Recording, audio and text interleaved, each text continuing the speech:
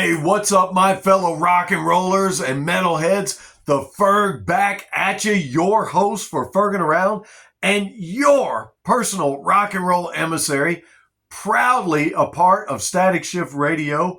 Hey, we are back in our series on the 1990s, and we're in the year 1991 to be exact, and talking about another quintessential album of the 90s. Not only quintessential to the 90s, but quintessential to the grunge movement that was at its height in 1991.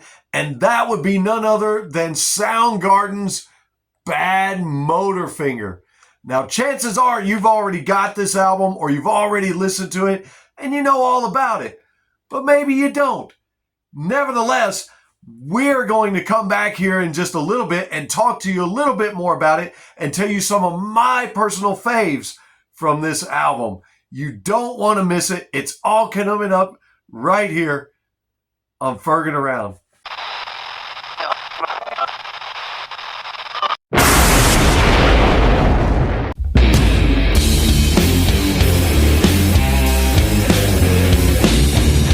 Hey, welcome back, everybody. We're talking today about Soundgarden's Badmotorfinger album. And before we even get started, let me say congratulations to Soundgarden for their nomination into the Rock and Roll Hall of Fame this year. It's about time. And yes, we all wish Chris could have been there to share in it. It was great to see Hero show up and also be a part of that celebration. But congratulations to Soundgarden, and a huge shout out also to my great friend and brother Jacob Landers. A huge shout out to my friend Robert over at ingWithY-Eagle-Y podcast. I appreciate everything you guys do as well and can't wait to see you reach great heights in the year 2026. Great heights is exactly what Badmotorfinger reached when it was released. Well, after it was released. It was released, believe it or not, on October 8th, 1991, and just 2 weeks after Nirvana's Nevermind. 6 weeks after Pearl Jam's 10. And after all was said and done, the calculated estimate is this album has sold somewhere around 2.5 million copies worldwide. That's not bad, especially for a third album. This album featured Chris Cornell, as you know, on vocals and guitar, Kim Thayil on lead guitar. You got Ben Shepherd on bass and Matt Cameron on drums. They'd already been grinding it out and playing on the Sub Pop label and SST labels and playing shows everywhere they could. And this was their third album to date. And what I love about this album is that they took the album's name from the song Bad Motor Scooter by Montrose.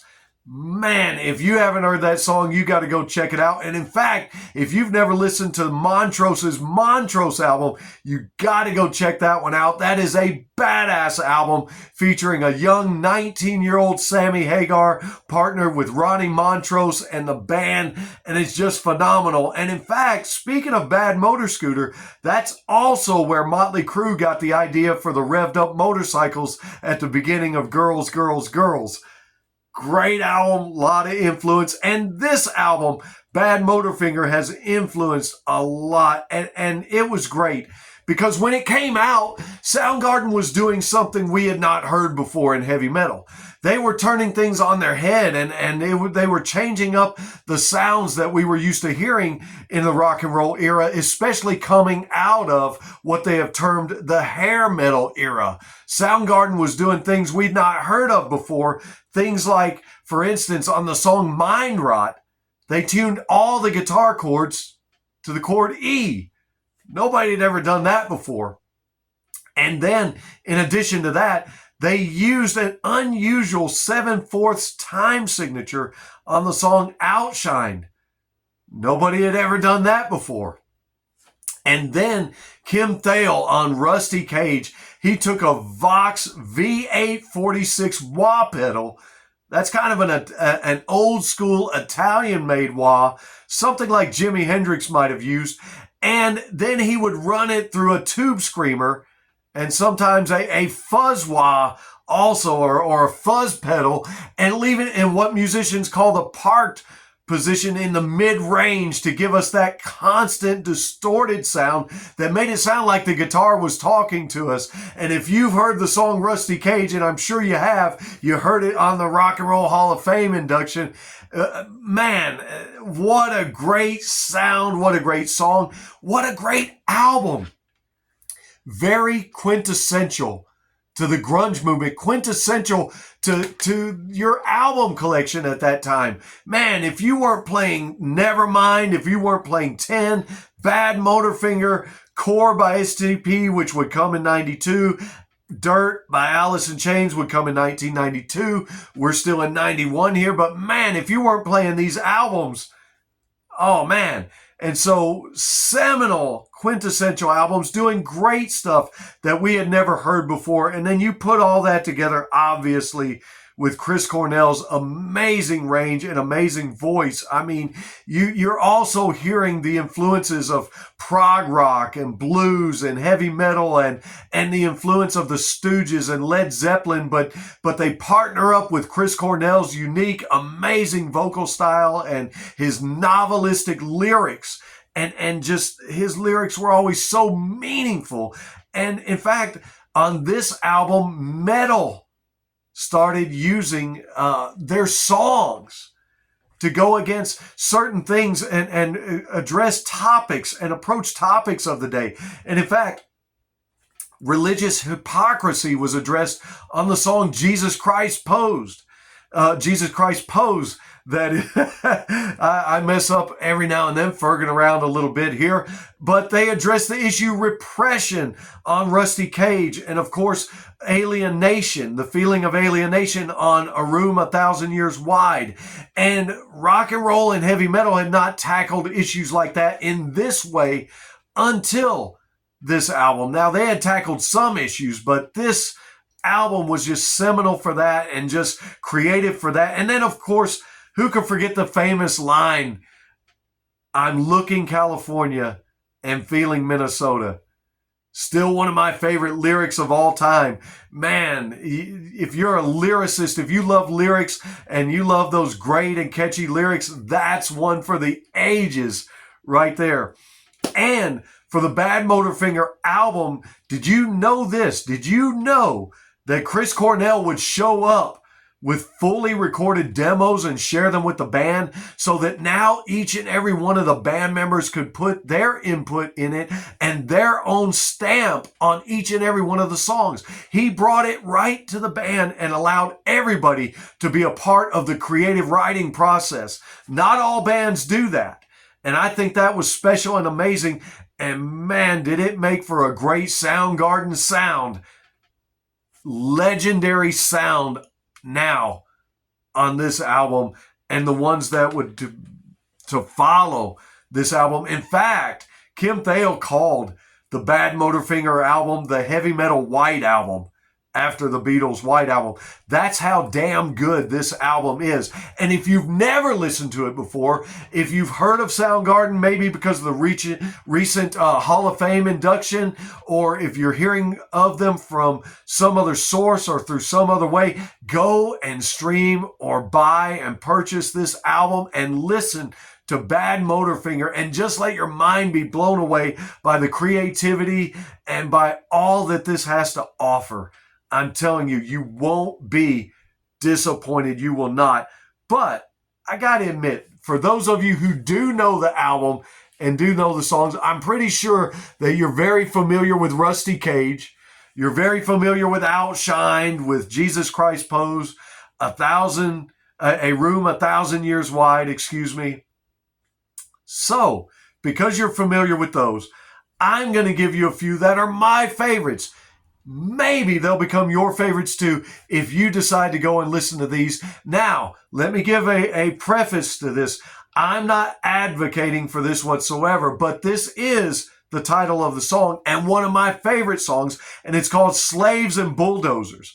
You get such heavy riffs on this one with Chris's screaming voice on there. It's so intense. You got timely drums, thumping bass, and I love Chris, when he's screaming out, "No more rides for free." Man, you got to listen to that one. I just love that one. It's a rocker through and through, a true metal song, if ever there was one. Slaves and Bulldozers. And then, next up on my list of favorites from this album that may or may not be known by you, Holy Water. Love, love, love that song. Love how he says, "Holy water is rusting me."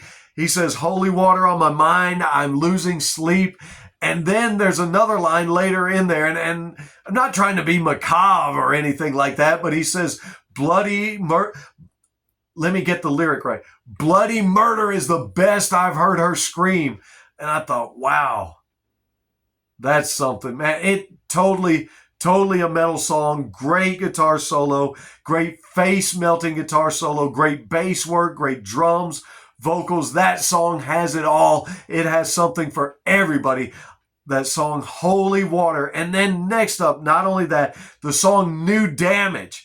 Check out the song New Damage. Now, it didn't get played. These ones I'm mentioning are not ones that necessarily got played on radio or on any of the video channels, but you can still listen to them, stream them, download them, and you're going to enjoy them. Chris's opening screaming, "Yeah!" He's screaming the word "yeah" with his slightly ominous guitars on the song New Damage. And he says, "The wreck is going down. Get out while you can." I just love that one. It's a rocker. It's a screamer. Chris's vocals are phenomenal on that song. It's heavy, and I love it. And I love the heavy ones. You know, if you're going to listen to heavy metal, sometimes you want something that'll blow your socks off, that's really super heavy and just blow you away. Now, this fact or tidbit might blow you away. Did you know that there's another song that was supposed to be on this album called Birth Ritual? It was unfinished during the recording process of Badmotorfinger, and so it never made it onto the album. But in 1992, it was released on Cameron Crowe's Singles, that movie Singles. It was able to drop on there, and you get this Metallica-style heaviness all throughout that song with the early guitar riffs in the song, and then all throughout, it's just great. And Kim Thale has kind of a shorter guitar solo on that one, but it's really a face-melting solo. And so if you've never heard that one, if you've never heard Birth Ritual, it was supposed to be on Badmotorfinger, but it didn't quite make it. They were already trying to work on it, but it didn't get on the album. But you can still go check it out. And thank you for checking out the video today and for coming along this ride with me on the most quintessential albums of the 1990s so that you can tell everyone later on when they say, "What have you been doing?" "I've just been ferging around and listening to Soundgarden and Badmotorfinger and Static Shift Radio." We'll catch you again here soon.